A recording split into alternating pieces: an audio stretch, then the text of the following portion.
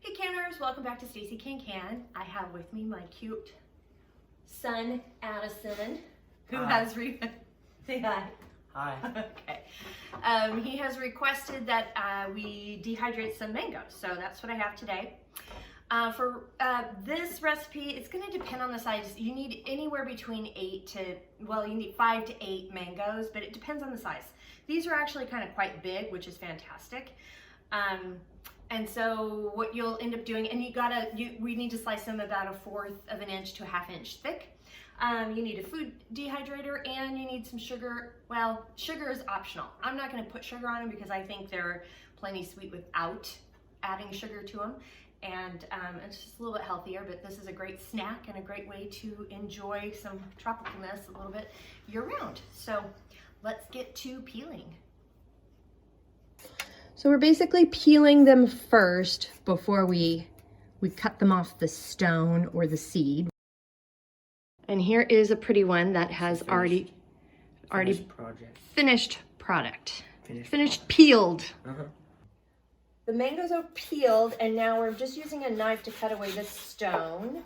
I've seen some folks use like an apple corer, and that's, you know, if you want to give that a whirl, go for it. And then we're going to cut these anywhere from 1/4 of an inch to 1/2 an inch thick. And then you just place them on the dehydrator tray like so. I do get them a little bit closer than maybe some folks don't like to get them that close, but they shrink up so much that I do get them kind of close on the tray because they shrink. Hang on.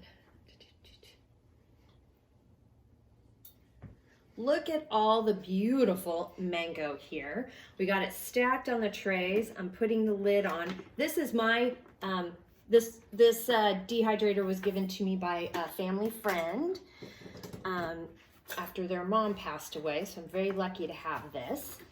So I've got the lid on, and then we just turn it on, and we'll give it a check in about 8 to 10 hours. It does take about 10 hours. You want it to dry until it's pliable and not too dry to where it's real crispy, because then you get mango chips. But if that's what you want, then that's what you like. So you get to do it however long you want. So, but I'll start checking it at 8 hours. As you can see, I'm done with dehydrating the mangoes. You'll notice this was actually done last night. It was completed. The mangoes were actually, oh my goodness, that smells really good. They actually came out to about here. We've eaten this much so far. They're amazing.